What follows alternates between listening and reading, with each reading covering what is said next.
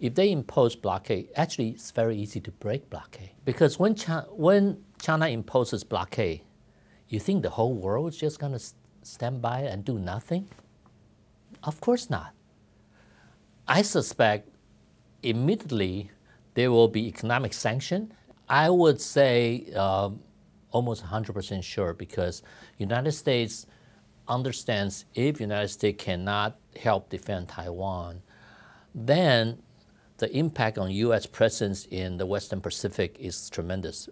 If we can't stop China at Taiwan, why would Japan, Korea, or Philippines believe United States have the capability to stop China from imposing their will against these countries? U.S. defense for Taiwan will be done near Taiwan, okay? Our carriers, our deployment in the Philippines, in the Japanese islands, okay? We can get here. Our forces from those islands can help destroy everything that's on Taiwan Strait, in the air, in the sea, under the water. So there's no need.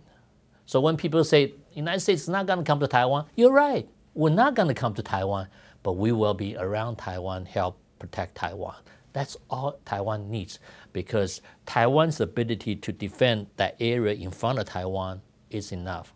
United States will go from the side, and other allied forces, Australian, Japanese, will go from the side. Because of U.S. interest, I believe so.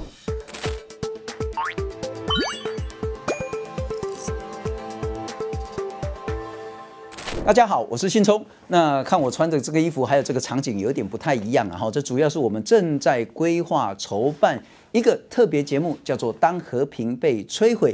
这主要是针对共军如果要攻打台湾的话，包括像是飞弹攻击啦，包括像是海空封锁啦，包括像是第五纵队，包括抢滩、空降等等这些攻击的方式，以及我们自己有多少防卫台湾安全的这个能量啊，刚刚好。 就在这几天呢，共军呢对台湾发动了一个非常中二了哈，我觉得真的很幼稚。这个名称叫做什么正义使命了哈，其实真的是很不正义的这样子一个军演。那其实也就是在封锁台湾。那在这系列当中呢，我们透过 AI， 透过兵棋推演，透过外场的拍摄，透过专家学者的访问，希望可以带给大家如何去做好所谓的防卫台湾的准备。 其中，我们访问了很多的专家学者，一个呢是前美国国防部的官员胡振东 Tony， 他对于两岸之间的这些局势，特别是台美之间的包括军购以及军事上的合作，非常的熟悉。那我们觉得说，如果只有这样单纯的访问的话呢，可能太可惜了，所以我们就把整段的访问呢做成以下这一集的节目。他针对说，如果 对岸来进行所谓的海空封锁，也就是现在这个情形的话，该如何突围，或是他真的会这样做吗？而做了之后的影响是什么？不过必须要强调的是说呢，这样这个访问呢是在解放军是共军呢在进行军演之前，所以他的访问都不是针对这一次的所谓的不正义的这个行使的这一个军演的部分，但是他有很多的说法，包括说海空封锁的影响。 包括说，一旦两岸发生战事的时候，美国的态度是什么？美国用什么样的方式来去支持台湾？美国会不会出兵协防台湾等等重要的这些议题？最后，他也谈到说，台湾其实防卫自己的能量是很高的，也包括乐山雷达的防卫系统。可是，台湾最大的缺陷，或者是我们的漏洞，就在第五纵队。 因此，这一集对大家来讲是非常关键，也希望大家可以细细的品味、思考所谓的台湾防卫自己现在的能量跟漏洞在哪里。刚刚谈到所谓的这个当和平被摧毁的这个特别节目，我们预定安排是在农历年前一个单元先在网络上推出，之后也会在华视的主频上完整的播出，也期待大家可以收看支持。 这个问题当然比较复杂一点点，会牵涉到说对岸他采取什么样动作，美国才会回应什么样的一个策略，包括说他之前您刚也谈到，假设他对台湾发动攻击，至少是在1周、2周甚至1个月前，美国跟台湾应该就会知道他已经开始在准备。那这个时候，当然美国会把相关的情资跟台湾分享。可是假设是当它真正对台动武，无论是飞弹，无论是战机，无论是战舰，无论是其他的这些攻击的时候，台湾内部有很多人在质疑，美国最多就像俄乌战争一样，提供情资，提供武器设备，但不会提供真正的战斗士兵人员到第一线去支援。如果说台海真的发生战争，您认为就目前美国的状态下，以及他平常的演练下，他能动用的部队是什么？能支援到的情形又是如何？会到所谓的第一线，那个第一线到哪里 ？If war starts, okay, it's going to be very chaotic on Taiwan, okay? Civilians try to evacuate, military deploy, and try to fight. If the United States come to Taiwan, we would actually contribute to that chaos. This has all been studied, obviously. Our presence, our help to defend Taiwan don't need to be on Taiwan. Taiwan have enough resources to defend itself. The layered defense on the air, now with the latest arms sale, the layered defense on the surface. Okay, if you look at what that's on the latest arms sale package. Enough. U.S. coming to Taiwan will contribute to that mess. Your military is busy defending Taiwan and still have to take care of the Americans? No. U.S. defense for Taiwan will be done near Taiwan, okay? Our carriers, our deployment in the Philippines, in the Japanese islands, okay? We can get here. Our forces from those islands can help destroy everything that's on Taiwan Strait, in the air, in the sea, under the water. So there's no need. So when people say, United States is not going to come to Taiwan, you're right. We're not going to come to Taiwan, but we will be around Taiwan, help protect Taiwan. That's all Taiwan needs, because Taiwan's ability to defend that area in front of Taiwan is enough. United States will go from the side, and other allied forces, Australian, Japanese, will go from the side. None of the forces will come to Taiwan, because truly, if you look at it carefully, other than a small coordination team, maybe 20, 30 people as a liaison team to coordinate activities, to make sure we work together. You know, where are the Taiwan submarines, for example? Okay, we want to know so we don't end up hitting Taiwan submarine, and our forces where, so make sure you don't hit us. Other than a very small, I believe, you know, I don't want to talk about the actual war plan. Besides, I haven't seen the war plan for over 10 years, so it's changed so many times. But other than, I believe, other than a small liaison team of people coming to Taiwan in the command center, coordinated action, there will be no boots on the ground, so to speak. U.S. forces, I can't imagine U.S. deploy forces to come to Taiwan, okay? You actually create problem for Taiwan. So the defense of Taiwan by United States and coalition forces will be done from off island, from outside. 我必须先说，当然这个是台湾中华民国自己的保卫战，因此一定是自己要来负起防卫自己的责任。我这样也不是所谓的失败主义、投降主义。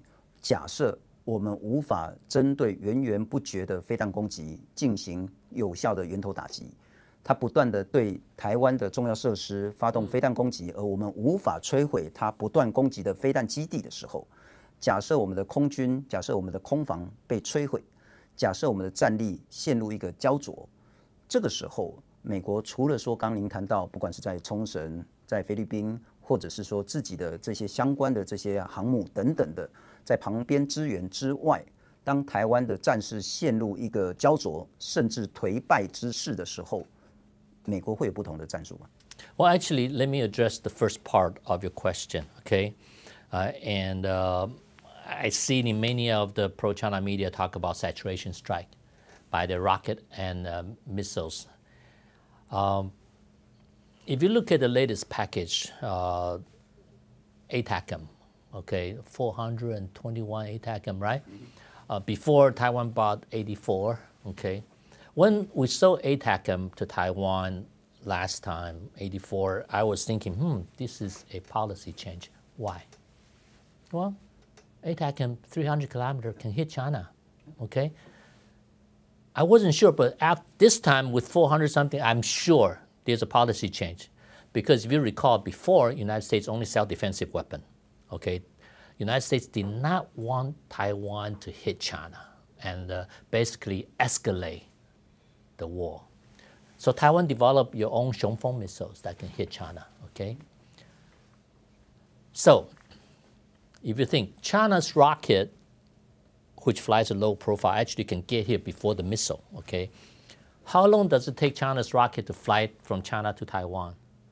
7.5 minutes, okay? When they launch, within 2 minutes, well, within seconds, the satellite is going to see it and going to pass intelligence down. And then Taiwan, before the war, Taiwan spies should already know, oh, these rocket trucks are leaving the base, are ready to launch, and there they are, okay? And they can't move the bases, so we know where the bases are. So as they launch, within 5 minutes of their launch, before their first missile hit Taiwan, Taiwan's ATACMS and Xiongfeng should be on their way to China. War has started. Once they fired, the war has started. You can't recall the missile. Missile's not gonna turn around and go home, right? So this capability, this ATACMS capability and the Xiongfeng capability will seriously degrade China's second wave. Remember, China has 1,500, 1,600 missiles, for example. They have 600 launchers, okay? So the first wave of missiles, their Dongfeng missiles, they might launch about 600 if every one of them work, okay? How many will be shut down by Patriot, TK3? How many will be let go to let them hit the rice field or mountain when they don't hit any important things? How much damage can they do, okay? Rockets are a problem. Taiwan needs to strengthen its rocket defense, but rockets, once again, GPS guided, you can self-kill, right? I mentioned earlier, Beidou, you jam the signal, they go stupid, okay? So you protect your critical infrastructure, you will still hit some houses and stuff, unfortunately, okay? So if you look at it from that angle, okay, one, saturation strike, not gonna happen. I saw some media say 10,000 missiles and rockets gonna hit Taiwan. Please, go look at how many launchers they have, how many rocket launchers they have, and how many holes they can do, you know, and also, would they have a chance to do second strike? I think Taiwan's counter-strike, okay, can eliminate probably 50% or more of China's second wave ability, because you're going to hit that missile base so they don't have ability to reload those big missiles that China uses, and certainly the rocket locations. And just remember, when they do that, coalition forces will be doing that too, you know. So I'm not too worried about that, because knowing the process, and the main thing is Taiwan, once they get the systems, they need to practice this rapid response, you know, because like I said, you should have those target sets already preloaded in your system, okay, where to hit. If China strike, the fixed targets, it's easy. They're missile bases, okay, where they have the munition storage area. So those should already be preloaded in ATACMS target and in Xiongfeng, okay. Taiwan can do its own saturation strike, okay. Taiwan's building thousands of Xiongfeng 2E long-range cruise missiles, right?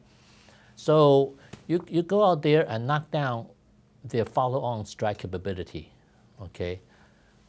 Then it's not that bad. It's that first strike, you have to intercept many of them. It's not that bad. So when I see these media report 10,000 missiles against Taiwan, but truly Taiwan's a big island.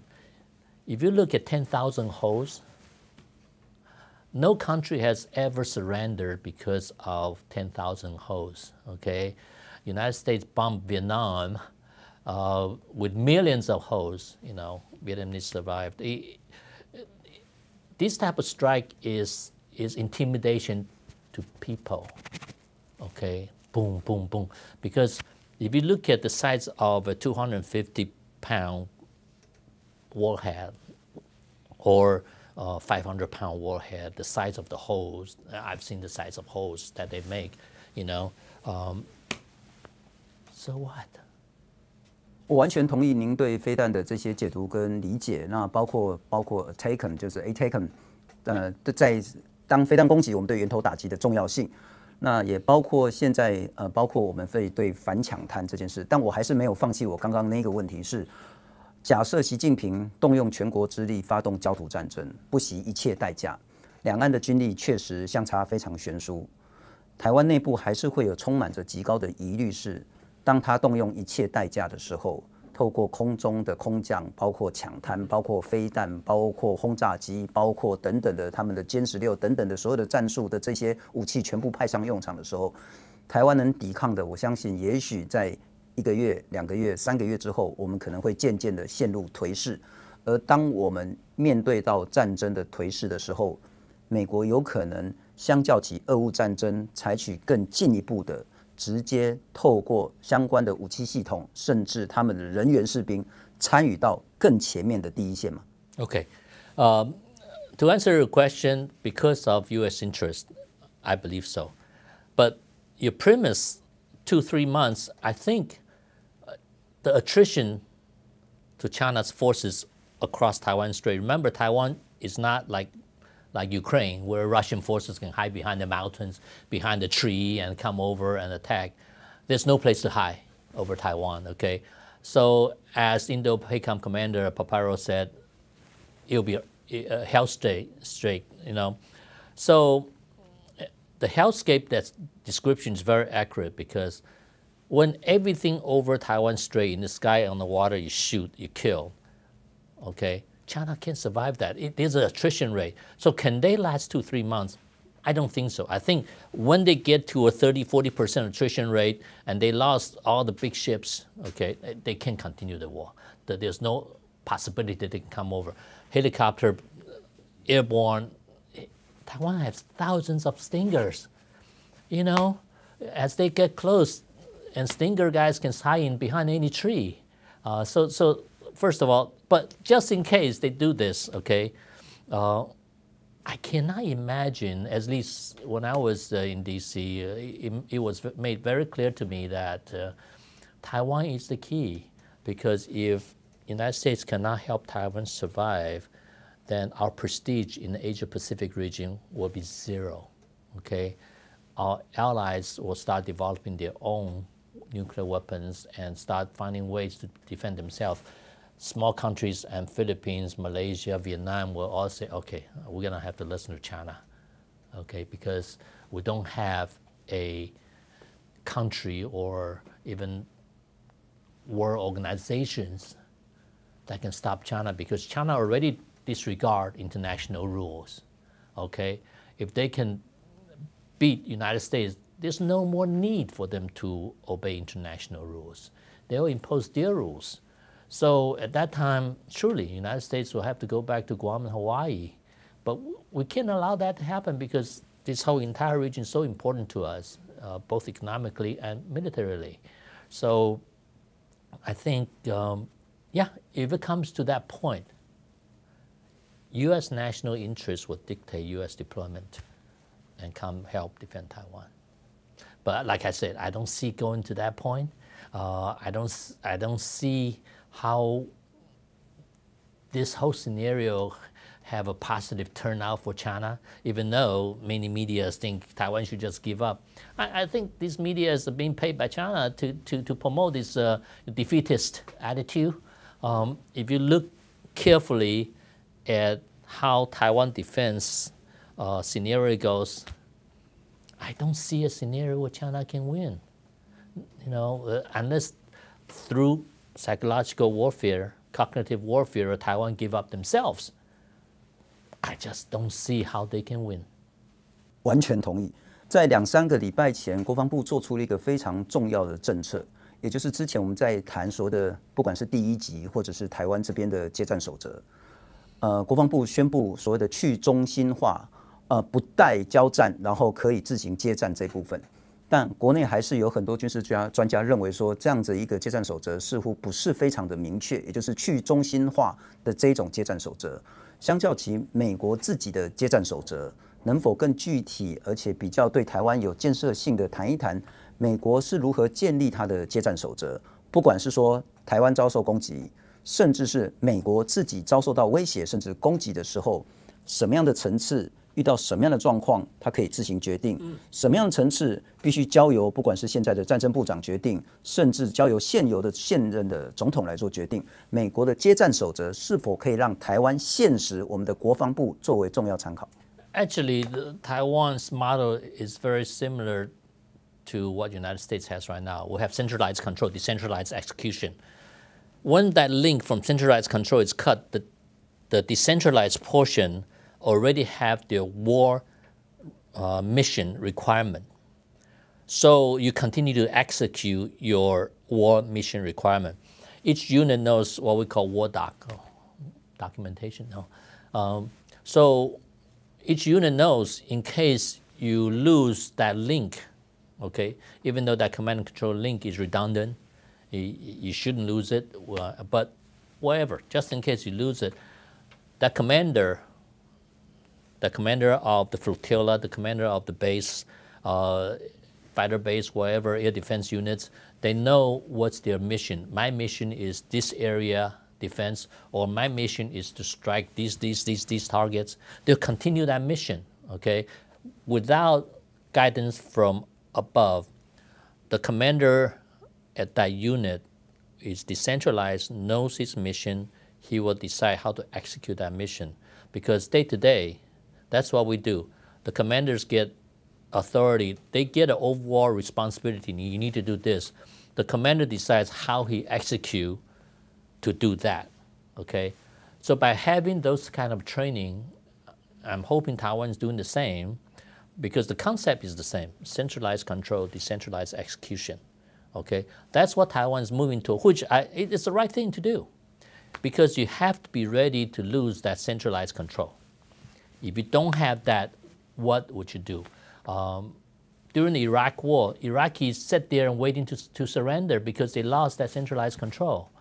When we jammed it and they have no further direction, the tank unit just sitting there, waiting to surrender, waiting to be attacked. So you can't allow that to happen. A centralized control organization like the People's Liberation Army, okay, like China, it's very centralized. If they lose that command and control system, I suspect many of the commanders wouldn't know what to do because they have not been trained, okay? So what Taiwan is doing now is make sure those commanders are trained to make decisions to execute their responsibility during wartime, even in a condition without an upper echelon command. 谢谢。回到刚刚那个问题，您最后有谈到说，如果真的到了一个关键的时候，美国还是会站出来谈到一个关键的一个姿态，但也会很多人质疑，美国面对拥有核武的中国，是否美国真的愿意付出那么大的代价跟中国正式开战 ？Actually, the question should be: Would China willing to risk itself? Okay, China's nuclear weapon right now is about 10% of the United States nuclear weapon. And China's ability to deliver that nuclear weapon is very limited as compared to U.S. ability to deliver that nuclear weapon to China. And basically, United States, the number of weapon and delivery system can, I hate to say this, but majority of China can become a wasteland because as you use nuclear weapon, that piece of land is radioactive for the next 50 to 100 years. It's useless to mankind, okay? If you look at Chernobyl, Exodus, that whole region, you can't use it. You can't even eat what it grows, right? So will China risk that? Because United States declared nuclear policy is if you use nuclear weapon against us, you can be 100% assured of a nuclear response.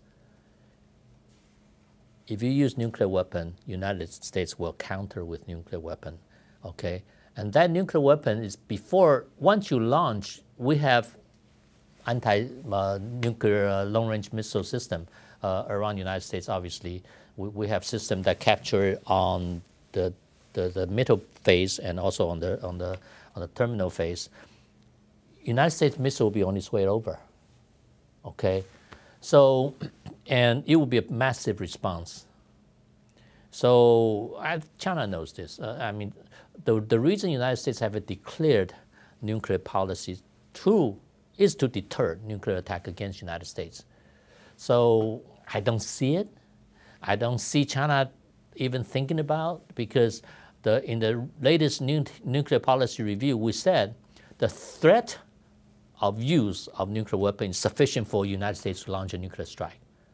Okay, so I don't see that happening. It will be foolish. It will be a suicide escalation. China, even if they launch nuclear weapon, are they going to win? They're not going to win. If you can't win, why kill yourself? You know, it would destroy the entire Chinese civilization. It would be foolish. So I don't see China doing that, and I certainly don't see China using nuclear weapon against Taiwan. You know, Xi Jinping will go down history as the enemy of the Chinese race. So I can't see that. 您在其他节目也有谈到，在美日已经正式表明，会协助台湾的这个情形下，中国不会贸然的发动对台这样子无法取得胜利的这场战争。但如果是第五纵队的话，那可能是完全不一样的情境。为什么您会这么担心台湾的第五纵队？第五纵队对台湾会造成多么重大甚至是毁灭的影响 ？Because I don't see how China can win unless they can cause serious damage internally to Taiwan before they start a war. Okay. The fifth column can create chaos, destroy critical infrastructure, disrupt Taiwan's own military forces from defending Taiwan before and during the war. Okay? This is the most dangerous thing. The fifth element, which is operating now, they can also help cognitive warfare. These are the people who goes on TV, influencers. These are the people who, in the town meetings, spreading information, false information of, resistance is futile. If you resist China, China just take over and you'll be dead. Okay, and so that it caused Taiwan to have a defeatist attitude where it reduces Taiwan's will to fight. Okay, in the meantime, they can destroy your electrical distribution grid, put poison in your water, using drones attack military facilities from any building top. They can launch a drone of some type. So the type of damage they can do is much greater than any of the missiles. You can defend against missiles. You cannot defend mind influence unless each person in Taiwan have a very strong central belief of defending Taiwan. What I worry about is the fifth element that's in country now. Day to day, they do very low level cognitive warfare. Sometimes you don't even realize it, okay?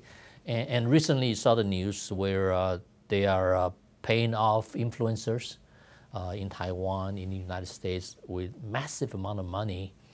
So these people receive their money overseas, probably, in their relatives' account in the United States, they receive US dollar, so it's difficult to track, but I understand it's being tracked right now. People are investigating some of these people, where they're openly praising China and stuff. So you wonder, why would they do that? Because of money, but their influence, these people probably don't see themselves as fifth column, but they are.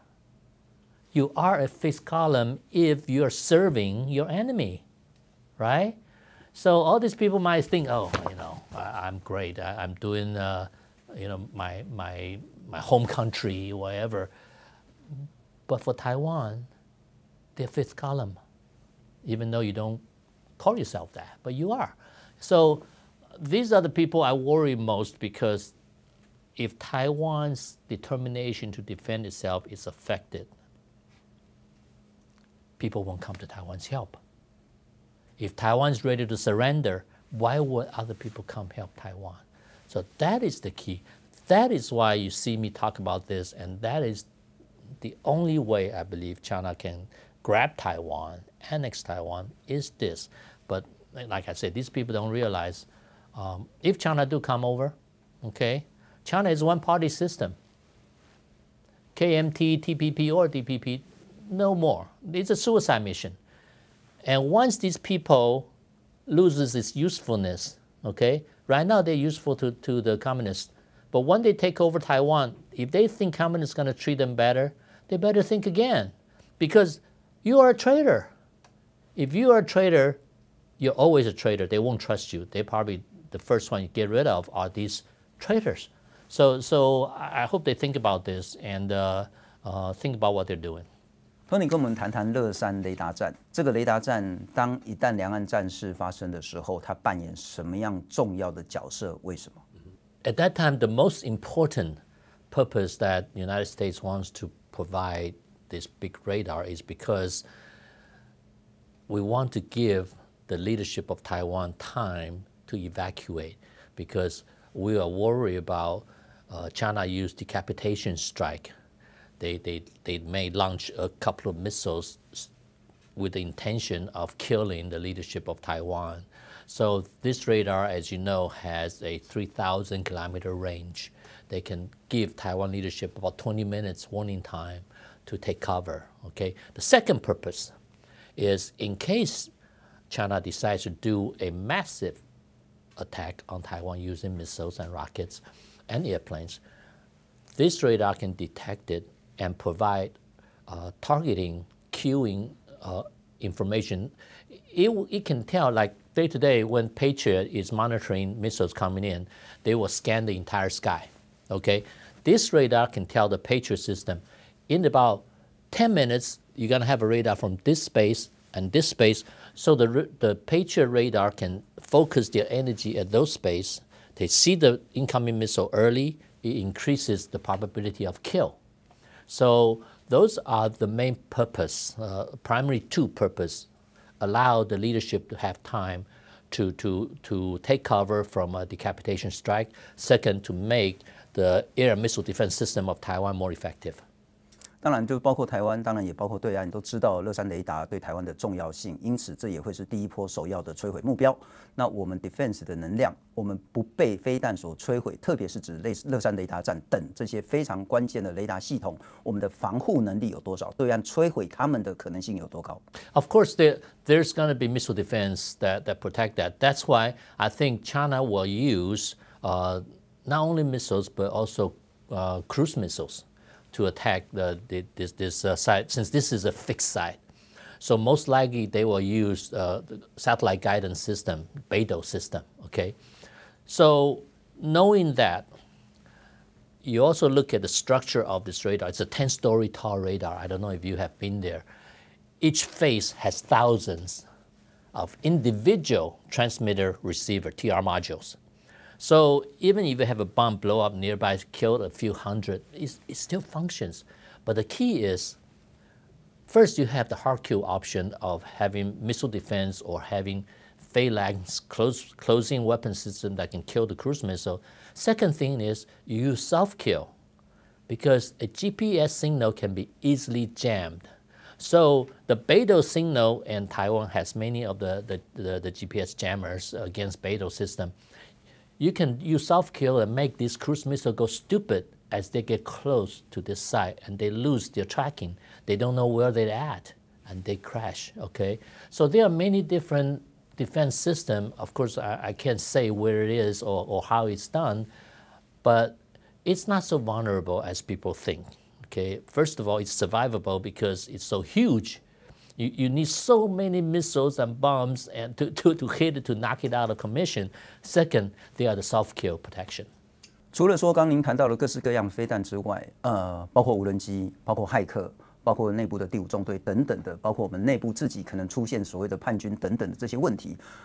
What if 如果乐山雷达站跟其他的这些重要雷达站被瘫痪，也就是当我们的眼睛被射瞎之后，我们会有相关的备案吗？ Oh, of course.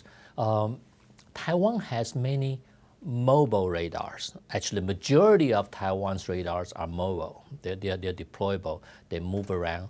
And once the combat starts, okay, once乐山radar serves its primary purpose, which is warning of the first strike, okay, so it's damaged, let's say it's damaged, okay, the actual combat is going to take place within 300 kilometers of Taiwan, across the Taiwan Strait.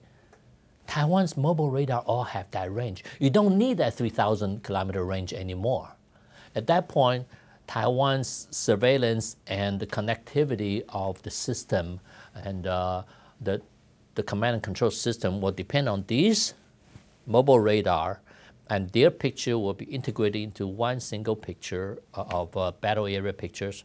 So yeah, it doesn't stop Taiwan's defense, because this is primary purpose. Remember what I said, is early warning. Once the war starts, the real surveillance and direction passes to those mobile survivable tactical radars. 您刚刚一开始有谈到说，美国授予台湾乐山雷达系统这部分是希望台湾给予更多准备的时间跟提前预警的这些时间，但中间会有一个非常非常重要但也比较敏感的事情是，台湾跟美国在于所谓的雷达侦测系统情资的分享。刚刚我们的问题是，假设乐山雷达失去功能了，假设我们中间出了什么问题的，假设我们没有办法提前全面的精准的预测到对岸的飞弹来袭。如果美国这边的情资早先知道，或者是更完全、更全面、更精准的知道，这时候美国得到的情资会跟台湾分享吗？如何分享？那个机制是什么 ？Actually, that sharing is already ongoing day to day. So it's nothing new, and I don't think it's classified as far as the cooperation between Taiwan and the United States. So. For example, every week, 3-4 times a week, our RC-135 goes along. RC-135 from Kadena, it's not a secret. They have two routes. One's north, they go around China's northern coast all the way to North Korea and come back. Another one south, go from Okinawa all the way down to Hainan Island and come back. And China has intercepted it many times, so it's no secret. And all the information they collect as far as where are the transmission source and what are the frequency, methodology, and all that information, it's shared not only with Taiwan but with our friends in Japan. You know, any of the coalition, possible coalition partners. The South China Sea information will be shared with Philippines. So this type of sharing is ongoing day to day. So you don't need to establish a new process. It's already happening. 好，另外我们谈谈封锁这部分。那封锁包括 blockade， 包括其他的这些形式。中国有可能透过封锁来让台湾陷入能源危机、粮食危机，或者是国际联系上的危机。海空封锁对解放军来讲是一个重要战略吗？它真的可能实施这样的一个战术吗？ Personally, I don't think they would. I think it would be very stupid to do that. Even though you see in some of the more pro-China network in Taiwan, they keep on saying, "Oh, Taiwan's going to surrender in a week or 2 or 3 weeks and stuff." I can't see it, because blockade is a double-edged sword for China. Because when China imposes blockade, you think the whole world is just going to stand by and do nothing? Of course not. I suspect immediately there will be economic sanction as that was imposed on Russia. Okay, maybe the whole world will stop, the banking system will stop using China's SWIFT code, so they can do external trade. Maybe countries around the world say, "Oh, you blockade Taiwan, your ship cannot come into Yokosuka, you cannot come into to San Diego, Seattle, you cannot come into Singapore." Countries might stop processing Chinese ships, even though it's maybe Panama register, but it's from China. Or ships that's going to China, maybe there can be a counter blockade at Strait of Malacca. You go into China, hang on. We want to inspect your stuff. You can't go to China right now. So people talk about how long can Taiwan last. Maybe they should also ask, how long can China last? In addition, during this time, since China already indicated, my goal is to have Taiwan give up, to annex Taiwan. The next step is using military force if Taiwan doesn't give up. So at this time, you should expect United States and allied forces to forward deploy to area around Taiwan to further deter China from using their military, okay? So that's the military aspect. Political aspect, maybe these countries, including the United States, will say, if you use force or if you continue this blockade, I will formally recognize Taiwan as a separate country from China. That's political deterrence, okay? So there are many things that can happen. And if China is smart, they have already thought through the entire process, because if they impose blockade, actually it's very easy to break blockade. If you, some of the older people will remember Russia tried to blockade Berlin after World War II. Immediately the air bridge started coming. I can see that happening, okay? I can see airfields like Clark Air Base or Subic Naval Base will be used to break this air bridge blockade and convoys. I believe the air bridge will be established within days for critical supplies. A convoy within a week or two will be coming through with military escort. Would China risk starting a war by attacking this escorted convoy, attacking the fighter escort of the air bridge or the ship escort of the convoy, okay? So if you look at that, would China escalate, expand this war into not just with Taiwan, not with everybody, okay? So that's why personally I don't think they will go that route. 我也同意您的意思，但包括说之前的联合利剑，它当然不是所谓的正式的封锁，但是它其实是透过军演的方式，某种形式也透过这样子来去限制整个航行的自由权。您刚也谈到说，如果真的是封锁的话，包括说空中运输，包括说这些海运的这一些的畅行，在假设一个很关键的前提是，假设中国真的采取海空封锁的话，以美国为例，美国有可能透过武装的舰队突破中国的封锁吗？ I would say almost 100% sure, because United States understands if United States cannot help defend Taiwan, then the impact on U.S. presence in the Western Pacific is tremendous. If we can't stop China at Taiwan, why would Japan, Korea, or Philippines believe United States have the capability to stop China from imposing their will against these countries, okay? So United States is not ready to pull out of Asia, Western Pacific. It's too important for the United States national interest. So I cannot see a scenario where U.S. will not be involved. I fully believe United States will be here from the very beginning of Chinese imposed action, either blockade or any other kind of action against Taiwan.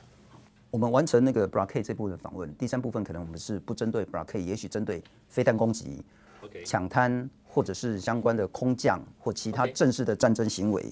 那请教 Tony 是说，当解放军无论是飞弹攻击台湾，无论是他们的歼16战机对台湾的领空发动攻击，无论是其他的包括抢滩等等的形式，当美国第一时间掌握到这个资讯的时候，他们会如何思考？会需要花多少的时间来去做出正式的回应，甚至是反击？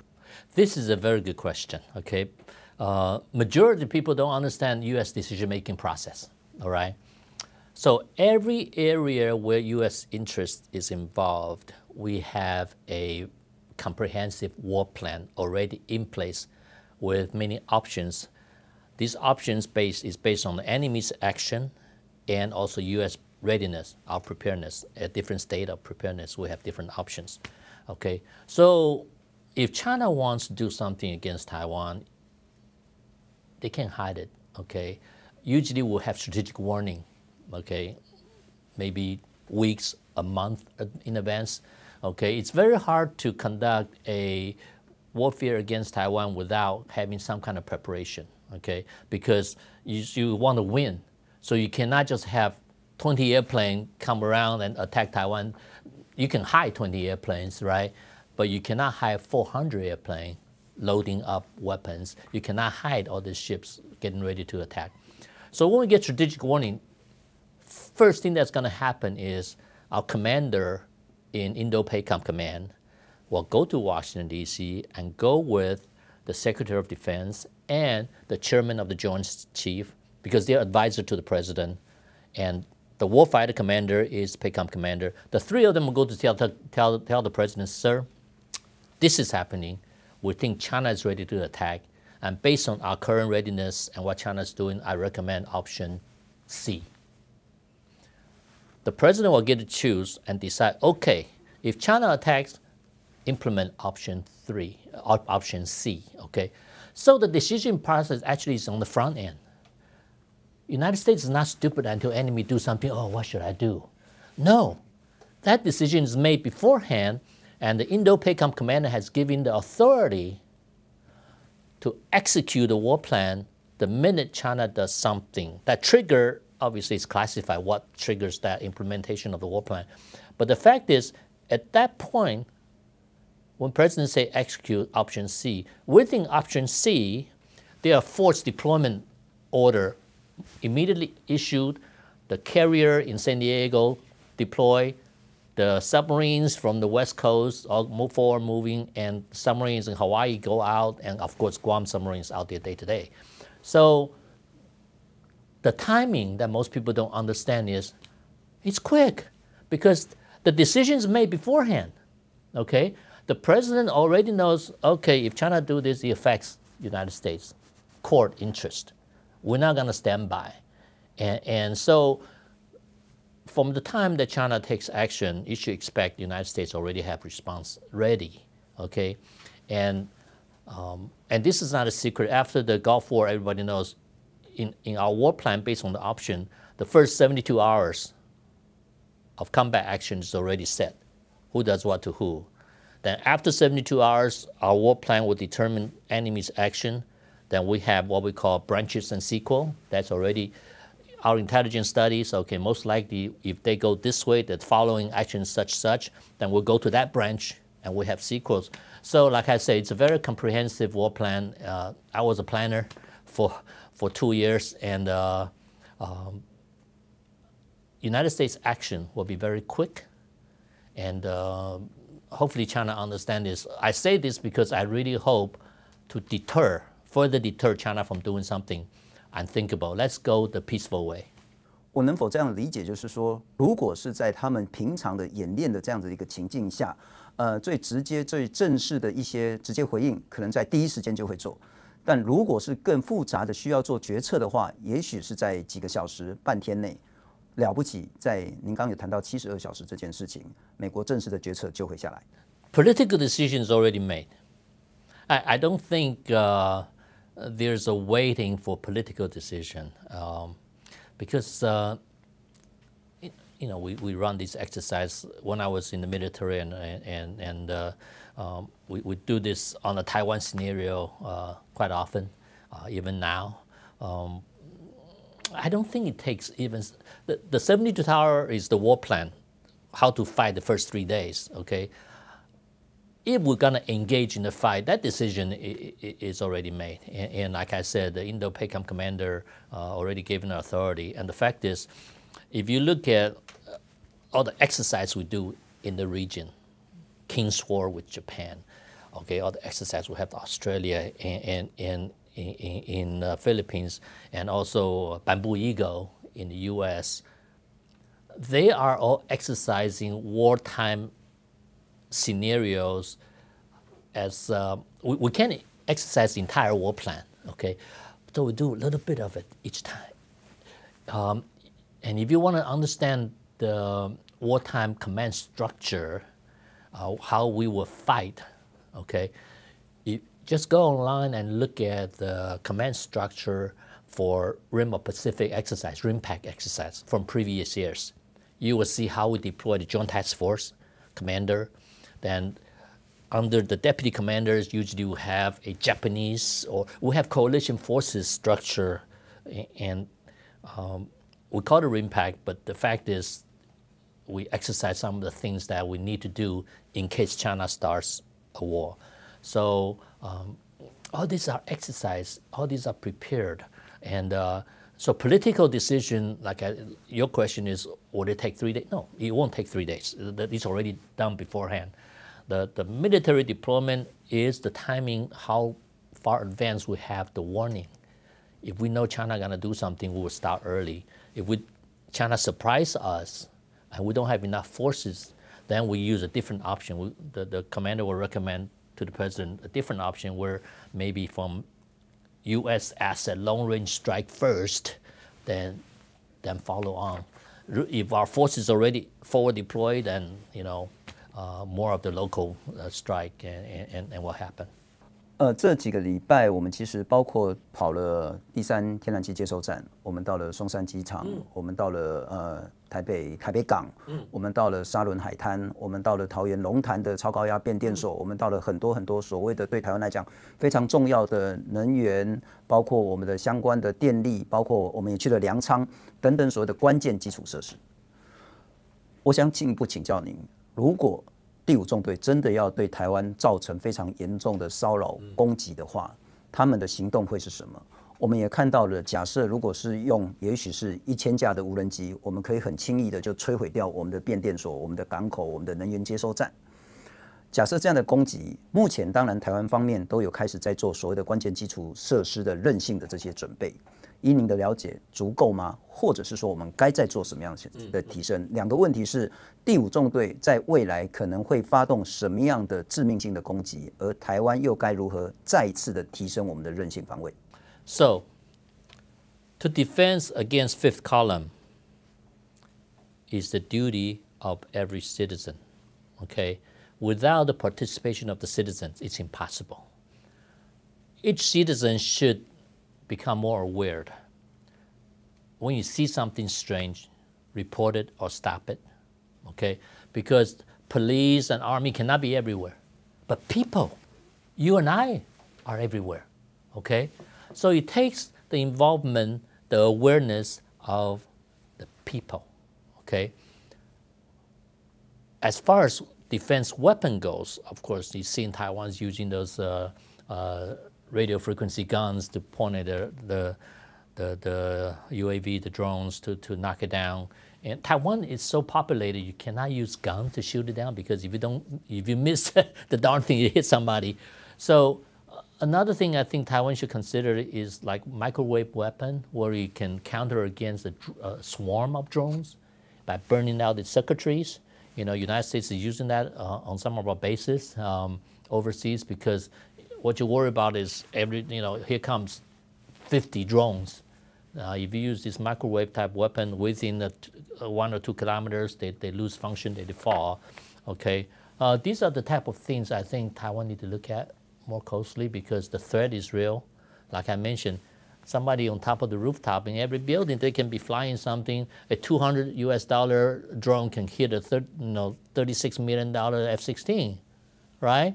So you need to defend against these. So as somebody, when the situation is getting bad and some guy's carrying some suitcase up to the rooftop, it should be reported right away. You got to catch them on the front end. Before they take action, okay, they should be stopped. They need to be stopped. That's how we defend against fifth element is through the involvement of the entire nation, because the infiltration from China is tremendous. It's very difficult to prevent it. Taiwan got such big coastline, They can come over, the guy rowed a little boat all the way up to Danshui River, for example, So these type of things happen. So the prevention defense is a national defense requirement, people's involvement. So that's how we defend against fifth column forces. 非常谢谢 Tony. Thank you. I love you so much.